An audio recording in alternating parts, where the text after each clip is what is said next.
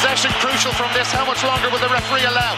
Dublin lead by a point, and there's the whistle. It's over. It's over. We earned it by winning the last 2 matches on the road, and that's not going to be taken away from us. But what I love in hurling, I love players that will never give in. He hits it. He hits it. It's over the bar. Oh, holy Moses. Hello, welcome to the RTÉ GAA Podcast, the last one of the inter-county season. We will be back in a few weeks in some shape or form. Once a week, I think, we'll take it handy for the autumn, but we will be back. But we're going out with a bang, being joined by Ursula Jacob and Marie Crowe to preview this Sunday's All-Ireland Senior Camogie Final. How are you doing? Good, thanks. Looking forward to the weekend. Yeah, aren't we all? For a variety of reasons.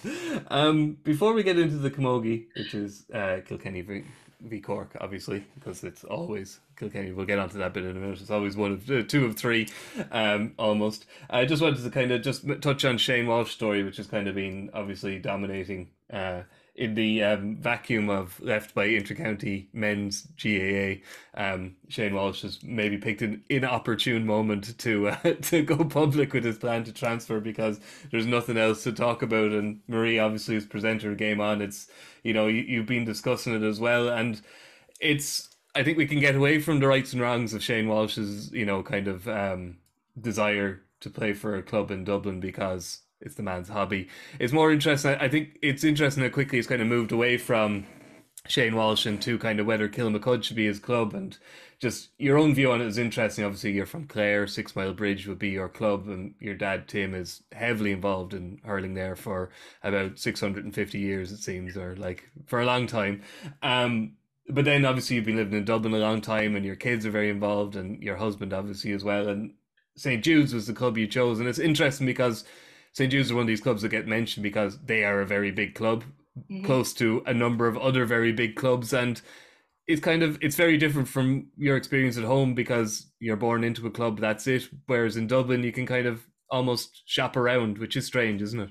Yeah, it is definitely strange, and in a way, that's what we did when we were deciding on a club. We moved to the area, and there was lots of different options because we're not far from Ballybowden and Foggs and Robert Emmett's. And we just liked Jude's because it did have that country ethos where there were players transferring in and you could feel a connection to home and a place where people could put down roots and feel part of a club. And that's kind of why we picked it.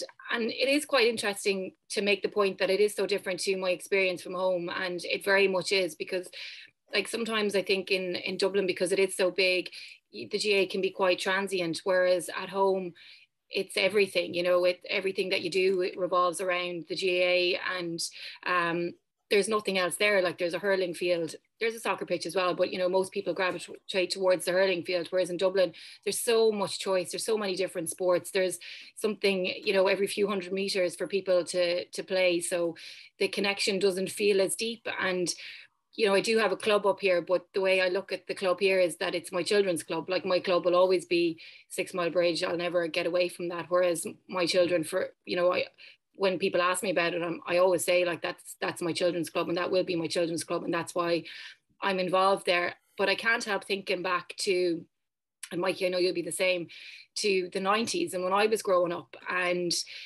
the way Clare hurling and Wexford hurling and Limerick and Offaly was just huge. Like, how would I have felt if Davy Fitzgerald was moving clubs? You know, he was the biggest star, the biggest hero to me. You know, you'd been hanging around outside his house kind of thing, you know, hoping to get a glimpse of him. He was Elvis.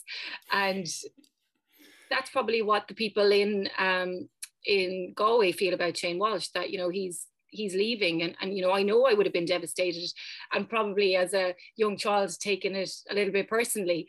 But I do see them being up here and having proximity to everything, and I can't even imagine what it'd like to have to hit the road down home 3 times a week to go training. So I do see both sides of it. I see the club's point of view and the players' point of view. But I think that with the way things are in Dublin, as I said, I'm involved now. My kids are there. It's their club. Like in 10 years' time, when my eldest is 20, will I want St. Jude's bringing in 8 players and taking 8 senior hurling or football slots, and he's there standing on the sideline? Absolutely not. I'd be like, giving out yards to anyone that would listen. It's great for people to come into the club, but at the same time, there should be a clear pathway for the kids that are up there every night of the week, and that it's their club. So maybe there should be a case where they have a rule and they can only have 3 outsiders, and 12 of the starting spots has to go to players that have played minor in the club. So I think that they really need to be very aware that when you have a child playing Gaelic games in your club, you need there to be a pathway for them, a clear pathway to keep them involved in the game, because that's what the GAA is about. And you can facilitate people coming into the club, but it shouldn't be at the cost of the young kids and the people that have played there for years and years. And Jude's is a great club, but they do have a huge amount of outsiders coming in. And I wonder if my child was 18 or 19 and wanting to get a shot at senior, would I, still be as celebratory? That country ethos mightn't be something you're so fond of then, yeah. Yeah, so in a way, because it's your hobby, and it's everybody's hobby, I suppose, you are a little bit selfish about it because you want it to be, to suit you as well. And Shane Walsh, that's what he's doing. Ursula, I think most people probably know you're from Owler, but I think a lot of people mightn't kind of get a sense of kind of what Owler is. It's probably in a lot of ways quite similar to Kilkenny and Clonberne. I would Owler is a small place. Yeah. It's not nowhere. The advantage for Owler is that it's not a million miles from Dublin. Really, it's probably an hour and 15 minutes. Probably, so the chances of Liam Dunn or Martin Story leaving was not, or Jacob was not going to happen. They weren't that far away, they like from the main centre anyway. But like you could probably see the Kilkenny and Clonberne argument here as well, because like I don't mean to be kind of cliched about it, but Owlert is hurling, and Owlert are in a intermediate hurling semi-final, which they don't get out of intermediate, I'd say you'll all lose your minds. There's actually a chance you're going to come up. I can't believe I'm saying this. There's a chance Owlert are going to play my home club in a county final in a couple of weeks. If Timon Cameras beat Askamore, they could be playing either Owlert or Buffer's Alley, 2 hurling behemoths who are stuck in intermediate. That to me, just like that I couldn't have imagined that 5 years ago. It's crazy that Timon could be playing Owlert or Buffer's Alley, but that's to the side. So I'm imagining you can imagine the Kilkenny and Clonberne kind of argument here, because they are quite, so they're the West of Ireland football equivalent of Owlert in a lot of ways. 100%. And look at, for me personally, I could never see myself playing with anyone but Owlert. As you said, everyone in Owlert, all we do is play hurling or camogie. And it means everything to us, and we probably take it too serious at times, and it's more than a hobby in many ways. But I suppose that's just part of life in Owlert and what we do. And I think it would be a huge blow to Owlert, whether it's a camogie team or hurling team, if one of our great players up and left and started playing with a different club, we'd probably find it hard to accept. We'd probably try every method in the book to persuade them not to go. I can see Shane's point of view too. Like, I worked and lived in Waterford for all my time, pretty much all my time playing intercounty camogie with Wexford, and the toll of commuting up and down and from Waterford to Wexford, and that was only in or around an hour. But when I was doing that 3, 4, 5 times a week, it does get tiring, it does get exhausting.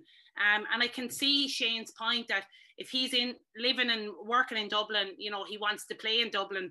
But for his own club team, it's a tough one to take, because can you imagine, as Marie said, being a young kid? And I was like that with the Martin Stories in '96. They were my heroes, my idols. And if someone said to me Martin Story was going to play with another club, it would be considered like a funeral that he was leaving. So for those young girls and boys in Galway, it's the exact same thing. Like, he's one of the best players for Galway that Galway have ever produced. So now for him to up and leave and go and play in Dublin is a hard one to take. It's probably turned a little bit messy of a situation, and there's lots of comments here and there, but I suppose Shane is looking out for himself. He's trying to see what's best for him, and probably to prolong his career as well, that if he's going to be commuting back and forth for intercounty, maybe for the club, he sees it as a way to not be traveling as much. But yeah, I'm a one club person. I couldn't play with anyone else. I'm on to my third club, so I'm certainly not going to have to criticise Shane Walsh in any way. Anyway, that's the Shane Walsh situation, which I think will be well enough alone until we get some white smoke from Croke Park. There's obviously some conjecture and debate over whether it'll go through because of a variety of GAA rules, which, you know, probably only 5 people know exactly that section of the rule book. So we'll leave that to people better qualified than us. We can move on to the camogie. Ursula, here's an easy question to open for you. What was the last final that didn't involve both 2 of the 3 of Kilkenny, Cork and Galway? Easy one for me, 2012. Correct. Wexford 3-13, Cork 3-6. Harder question for you, Ursula. When was the last final that didn't involve any of the 3 of them? I don't think I could answer that one. Marie, 1984. Dublin beat Tipperary 5-9 to 1-4. So we were here, Ursula. I was here last week previewing the ladies' women's football final, and I was very, we were upbeat about this new democratic era in women's football because, it was Meath and Kerry and it was novel and it wasn't Dublin and it wasn't Cork. Camogie is a little bit away from that. We keep hoping and praying that, Waterford in particular might kind of make that step up, but at the moment it just seems there's 3 counties that are head and shoulders above the rest, and it doesn't seem to be changing. Yeah, and I don't think it's going to change for a little while to come. Now, credit to Waterford in the semi-final. You would have to say they put in a massive performance and they really pushed Cork all the way in the semi-final. But still, you could always sense that Cork had enough to come back. They have the experience of playing in Croke Park, the experience of winning an All-Ireland semi-final. So I still felt that Cork were probably going to do it, even though they would be very unhappy with their overall performance. But yeah, I think any of us, when we were making predictions at the start of the year, we were going to say it was either going to be Galway, Kilkenny or Cork in the final. And that's just the way it is. Now, you can't take that away from the 3 teams because they're exceptional teams. They've raised the standard of camogie too. And they should deserve a lot of credit for that, because you mentioned Wexford there 10 years ago, we won our 3 in a row. The game has gone to another level since then. In the 10 years, I look at it now and I'm like, my God, the everything that's required to play inter-county senior camogie has gone to the next level. You look at the backroom teams, the experience that they have in those teams alone is massive. And there's a real sense of professionalism, in particular in those 3 teams with Galway, Cork and Kilkenny. Yeah. Marie, it has... Ursula mentioned it there. Cork probably haven't kind of hit their straps yet this year, but you can see moments, and I think particularly from Kilkenny, who didn't have the greatest kind of spring or league campaign, but championship, like the standard, and I would say particularly Kilkenny, who I put down as favourites. Some of the play from Kilkenny in this championship has been superb, and Cork have shown in glimpses what they can do too, but they haven't kind of strung a full performance together yet. But I don't think anybody can complain. Maybe a few people in Galway wouldn't, but the best 2 teams are in the final, and camogie does seem to be kind of reaching new heights nearly every year. Yeah, and it's quite interesting, just the narrative around Kilkenny, that they haven't had a great spring or a great league, and they're unbeaten. You know what I mean? They've just as you said, it's the expectation that's around them now. And, they feel as well a bit like people have been writing them off at every juncture and they just keep coming back. Whereas we just Another Kilkenny team in the long grass, is it? Yeah, exactly.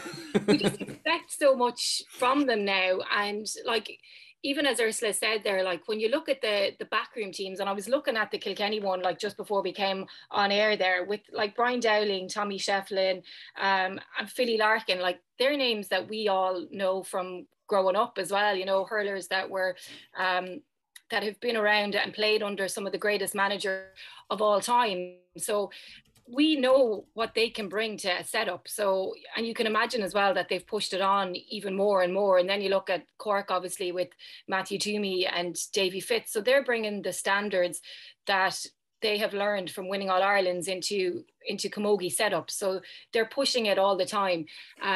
And the one thing about Kilkenny that I've noticed this year, and Ursula, I don't know if it's what you've noticed as well, but their work rate has just gone to another level. They're always had that that ability to get around the pitch and you know, to win the dirty ball out of the rucks and all the rest. But when you see Denise Gaule down in a back line with, you know, 5 or 6 minutes to go and making 2 of the best plays of the game and taking the ball out of the back line, like, she's the one that should be casually hanging around up front waiting for someone to give her a ball that she can pop over the bar. But she's back there doing the work, getting the ball out, setting the standards, driving everything forward. So it just seems that just in terms of effort, they're expending themselves match after match.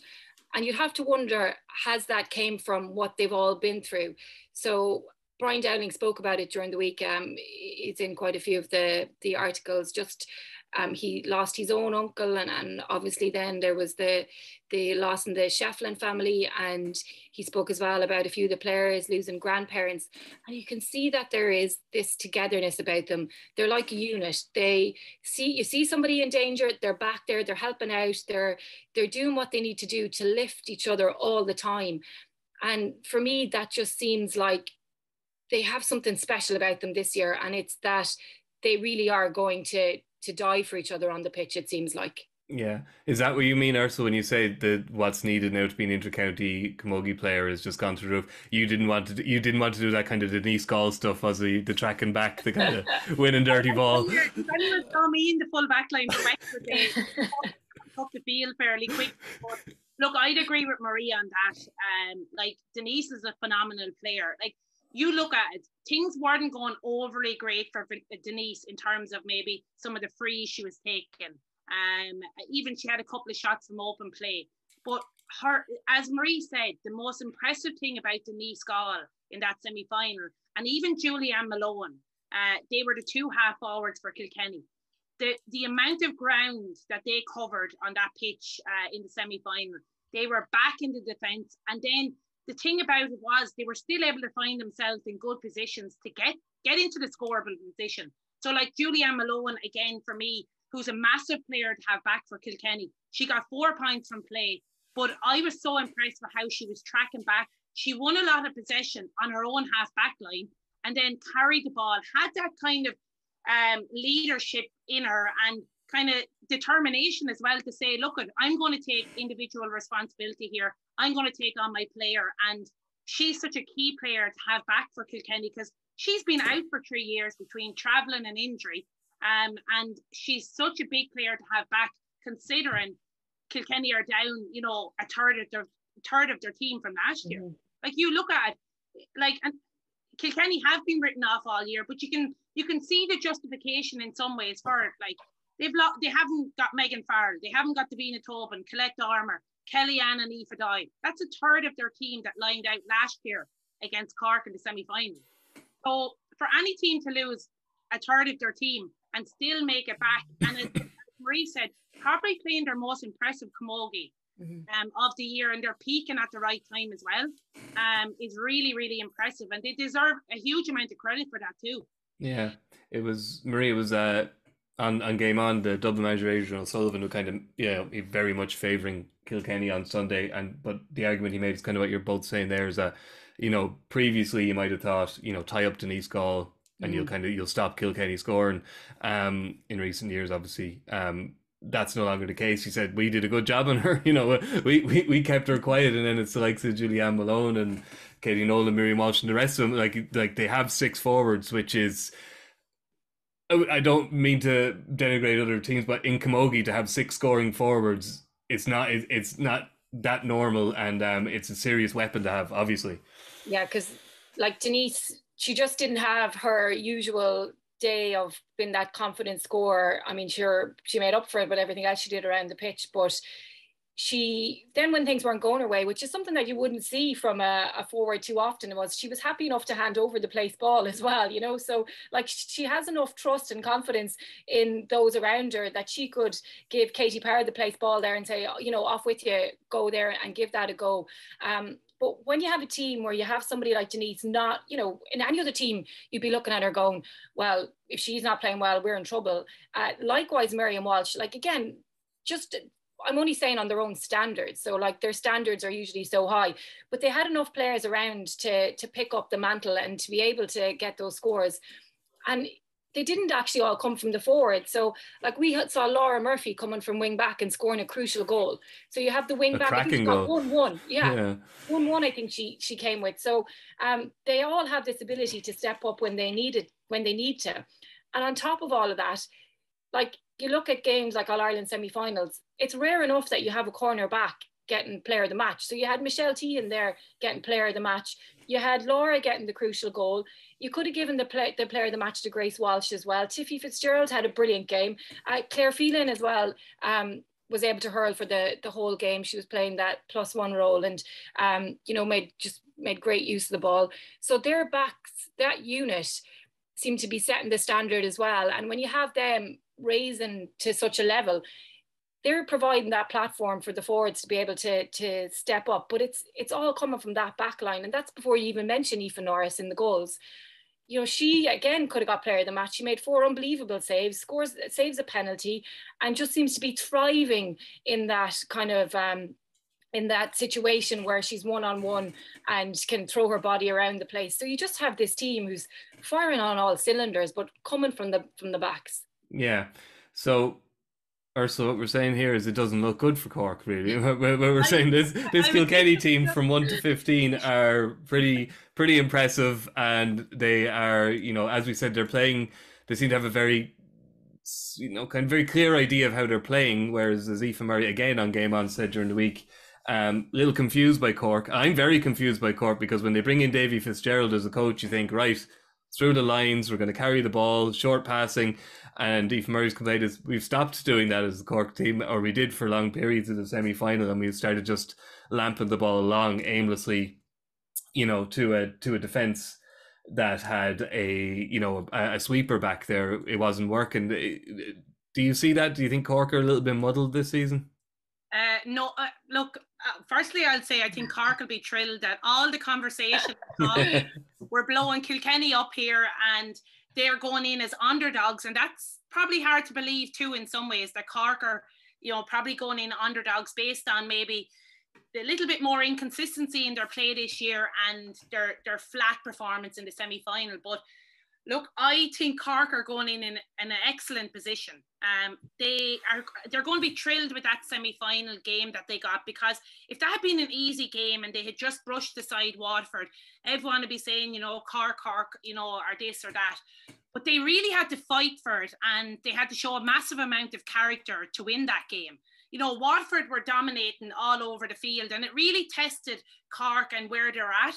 And I was really impressed by how they responded to that. Like, obviously, so much has been talked about Ashling Thompson's influence when she came on. And obviously, she kind of changed the game and how Cork were playing. And they looked that little bit more settled and composed.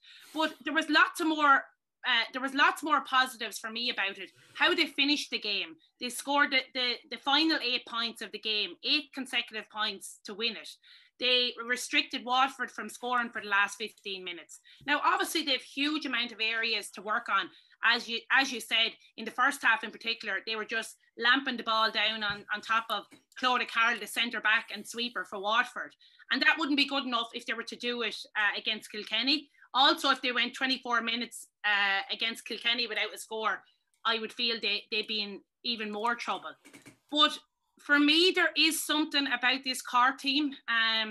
And even from speaking to Davy a few times throughout the summer, they're kind of quietly confident in how they're going.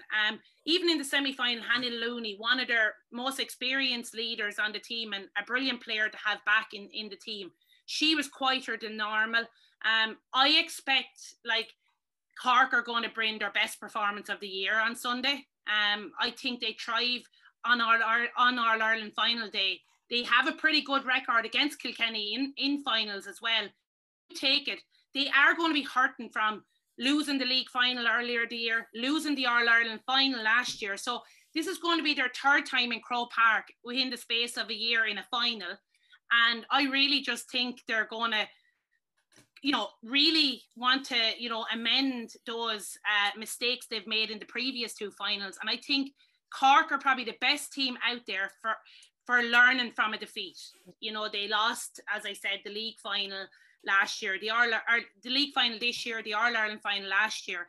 And I just think you beat them once, you know, that's fair enough, beat them again. But when they're looking to amend those, you know, mistakes they've made in previous finals, I think they're the best team out there for learning from the mistakes, from, you know, losing games. And I think they're going to have a big say in the final on Sunday. And they've got that experience too of winning All-Irelands, you know, and it's a long time for Cork without winning a senior All-Ireland. It's 2018, 4 years. Like, it's hard to believe in some ways, but I just think from speaking to Davy, as I said, over the summer, I think they're quietly confident going into this final. Yeah.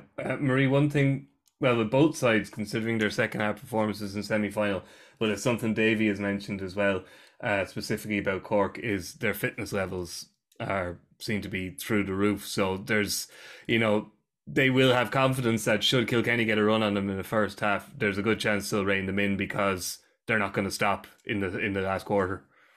Yeah, and they're going to take so much confidence from the way that they finished that game. As Ursula said, 8 points on the trot, and they'll take that momentum with them. And the thing about it is, and they're going to be able to fix it, is that they just didn't get their tactics right in that first half, and they went in at half time, and whatever they decided to do, they were able to make those in-game changes that they needed. So if they can start in a manner that doesn't put them on the back foot like they did in the semi-final, it's going to be a whole different ball game from them, because they'll be getting the ball into their forwards. We only really got to see the likes of Amy O'Connor and Katrina Mackey in those last few minutes. So they're going to come out with the point to prove, knowing that they didn't do themselves justice over the 60 minutes. And if they can get going from the off, get a few points on the board, Kilkenny are going to have an awful lot of work to do as well. And we haven't even mentioned Ashling Thompson. So when you take her into consideration as well, her post-match interview after the semi-final, you could just tell from her that she has one thing on her mind, and that is going out and getting that win and kind of putting everything that happened ahead of the semi-final behind her as well. So trying to maintain and contain an Ashling Thompson who can direct a game like she did in the semi-final when she came on is going to be a huge task for Kilkenny as well. So while we're saying they have the forwards that can score and probably will be better than they were in the semi-final, there were still areas that they're going to be worried about. And when you have somebody like Ashling Thompson pulling the strings at midfield, distributing the ball into the forwards line, are the Kilkenny going to be able to handle what comes at them? They were able to concede, they conceded goal chances. Aoife Norris was busy in there. You don't want your goalie busy. And if Cork can actually put away some of the chances that Galway weren't, like, it could be a very different situation for Kilkenny, and it could all play into Cork's hands. Yeah, Ursula, it's hard to understate the importance of Ashling Thompson to this Cork team, because we saw kind of, obviously, their appeal, etc. Kind of, she was in the right kind of frame of mind to start the game, they thought, and then kind of watched the warm up and said, should be grand. But she's just phenomenal. Like, as a physical specimen alone, she's not the only, but she's the one that stands out in my head as a camogie player. I would hate to play against her. I'd say she's a nightmare to play against, but she's just so inspiring, and she is central to that kind of running game as well, because she has the power and she's the speed. Yeah, and obviously the ball winning ability that just it's key to everything they do, isn't it? Yeah, and I would probably include Hannah Looney in that as well. I think they're the Cork engine. The two of those girls midfield, they're going to have a huge part to play in this game on Sunday. And it's one area I'd worry a little bit for Kilkenny, because they really, really need to get their matchups right on both Ashling and Hannah. Because so much goes through Ashling and Hannah in midfield. Like, Ashling, I think, will at times kind of sit in front of the half back line to offer that protection, because Laura Tracy does like to sit back and kind of keep it nice and tight in front of the likes of Miriam Walsh.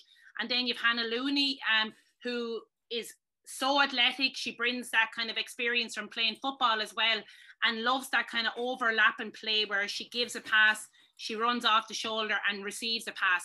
And one of the strengths we forget at times, both are very, very capable of scoring from distance as well. They're brilliant strikers of the ball. They're brilliant hurlers, but it's their athleticism, it's their physicality, and it's their presence alone on the pitch that can really, really dominate a game. Like I remember last year watching the final against Galway, and the two girls were just immense.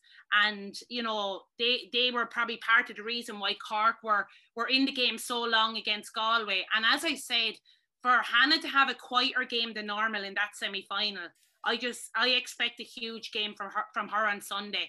And the one thing that Cork will be thrilled about, the distraction of Ashling Thompson and the whole appeal and all going into the semi-final, whether they like to say it or not, that did affect probably the team, the management in some ways. It was a distraction. Last year, the same with Orla Cronin, it was a distraction. They're going into this final without any of those outside distractions. They can just focus on getting ready for Kilkenny, getting ready for an All-Ireland final. Yeah. Their forward line is kind of interesting in how it lines up as well, Marie, isn't it? They're kind of trying something a little bit new there with McCartan, Mackey and O'Connor kind of bunching up at the start of the game, and then I suppose you see a little bit of it from Limerick. Instead of playing like in the corners, you know, one in each corner, one in the middle, they line up vertically down the middle of the pitch, and then they're ready to break. It's an interesting approach, and it'll be something different for Kilkenny to deal with, I guess. Yeah, look, I think with the Kilkenny defence and how they have been able to adapt to huge losses and step up to every challenge that have come their way, that they're going to relish whatever's thrown at them. The key will be, though, and you mentioned it a little bit earlier from Aoife Murray talking about it last night, and we actually had Paddy on in the semi-final as well, is getting the ball into them. So that transition from defence to attack, it didn't work for them in the semi-final, the ball that they were thrown in, the long ball. Like Amy O'Connor is a brilliant camogie player, but if she can't get the ball, then, I mean, she's not going to be able to do damage. So it'll all be about the distribution that comes in. And then if Kilkenny are able to bring the performance that they brought in the semi-final to the game against Cork, because everything is built on that Kilkenny defence. And they've got so much quality there that, like, and I think we should probably mention Grace Walsh here, because for a player to go from playing around the middle of the pitch to go into full back and to get a yellow card, she got a yellow card in the quarterfinal, and still be able to put in those performances. You just look at her and think, look, no matter what comes her way, no matter who's in there, no matter what way they're lining up, she's going to love it, because she's absolutely thrived in there. In Walsh's genes, though, look at Power. I know, yeah. Like, they're that good of a hurler, and I include Grace in that. She's that good of a hurler. If you put her up centre forward, she'd probably get 3 or 4 points. So it's that versatility and just the acceptance that if you need me to go somewhere, I'll play there. And she just looks so comfortable in full back. And she's just such a tight, tigerish kind of player. Like, she just doesn't give you an inch. And I think it's going to be really interesting if she's on Amy O'Connor on Sunday. I think that's going to be a really massive battle to keep an eye out for. Yeah, I've long thought you could have sold tickets to the puck rounds the Walshes had in their back garden, I'd say, when they were kids. I'd say they were something to behold. Ursula, before we get predictions, I just wanted to kind of... Is there anything to the fact that Cork... I'm kind of confused by the fact that Cork and Waterford were in the same group and then ended up playing each other in the semis, and same with Galway and Kilkenny. It seems like perhaps, you know, those kind of fixtures should have been reversed just to kind of... for variety. But is Renton in the fact that Cork are kind of gone through the championship on, shall we say, quote unquote, the easier side, and they have like you know, Kilkenny have drawn with and beaten Galway, who, you know, were the reigning champions, and is there a chance Cork are coming in a little bit untested, or is that being unfair to Waterford and the other teams in their group? Well, as I said at the start, I do think that semi-final against Waterford is going to stand to them, because you know, in the group stages. Now, they did lose to Tipperary in the final group stages. Now, Tip had to win to try qualify out of the group, and Cork were already through. So they had a 1-point loss that day. And I think they would have been happy enough with that as well, because they were able to try out some of the subs, try out some of the, you know, different positions. And I did feel, because of their flatness in the semi-final, they were probably going in a little bit cold into that semi-final against Waterford, whereas you look at the other side, Kilkenny, you know, drew the final group stage against Galway. Then they had the momentum and the kind of confidence they took from the quarterfinal win against Dublin.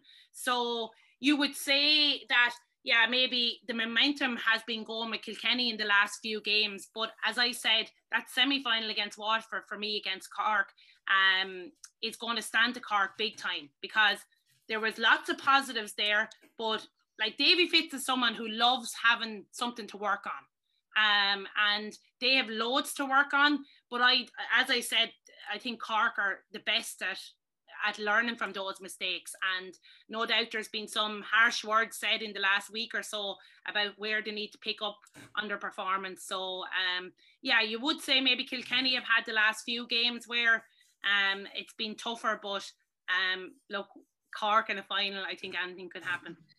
I have to ask you who's going to win now, Ursula, and it sounds like you're slightly torn on this one.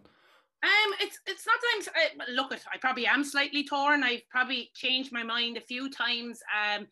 But for me, and even though I have such admiration and respect for Kilkenny, and I've probably written them off all year, and yet they're in an All-Ireland final, I felt it was going to be Cork and Galway. And I just felt when you lose 4 or 5 big names on a team, I couldn't see how they were going to get to a final. So, I have such respect for them for how they're here in the final. And in no shape or form do I think it's going to be an easy win for Cork or a handy win. I think it could come down to a moment of magic, like we've seen in a few of the previous games between these two teams. Look at last year's semi-final. Cork only won it with Linda Collins in the 2nd or 3rd minute of injury time.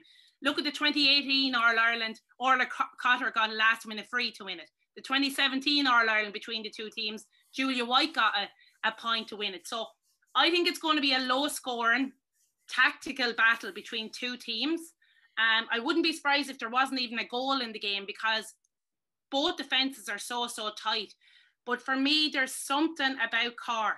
And Kilkenny will probably be thrilled that I'm tipping Cork on this one. But I just feel that Cork get it right more so than often on All-Ireland final day. And I feel that they're going to probably bring their best performance of the year on Sunday. And it's going to be a close game. And I think, as I said, I wouldn't be surprised if it was a draw, but I'm tipping Cork. Okay. Marie? Well, now we know that it was Ursula that was writing Kilkenny off all year, so they were right to be saying it and to be annoyed. She was the one fertilising the long grass. Yeah, exactly. Well, they can thank her because they're in the final now. So. Yeah. I'm going to go with Kilkenny just because I feel that there's just something about them. I feel like they're almost playing for more than the match. And, I mentioned it earlier about all the tragedies within the camp this year and how difficult it's been, but they seem to be really relying on the sport, the game, the training, the matches to get them through. And I think as well, we've heard some of the players this week coming out and saying that they're doing it for the injured players too, because they've lost so many girls to cruciates, and the Doyles come to mind straight away. So, and they're still part of the extended panel. And I just feel that from looking at their performance, from the way they've been working for each other, just the unity that they've shown on the pitch, they have the players, look, 15 on 15, there's nothing between them. But it just feels like there's something special about them this year, and they're not going to let this one slip away from them. Okay. I'll stick with my long-standing rule that I never back against Kilkenny, so I'm also backing Kilkenny. It obviously fell flat on its face for the men's hurling final, but this time I think they're gonna get me out of a hole on it. Okay.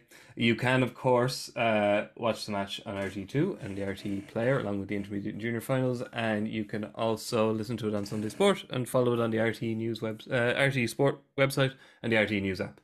So thank you to Ursula and Marie, and we will chat to you in a couple of weeks. Thank you very much. Goodbye. Crucial from this. How much longer will the referee allow? Dublin lead by a point, and there's the whistle. It's over. It's over. We earned it by winning the last 2 matches on the road, and that's not going to be taken away from us. But what I love in hurling, I love players that will never give in. He hits it. It's over the bar. Oh, holy Moses.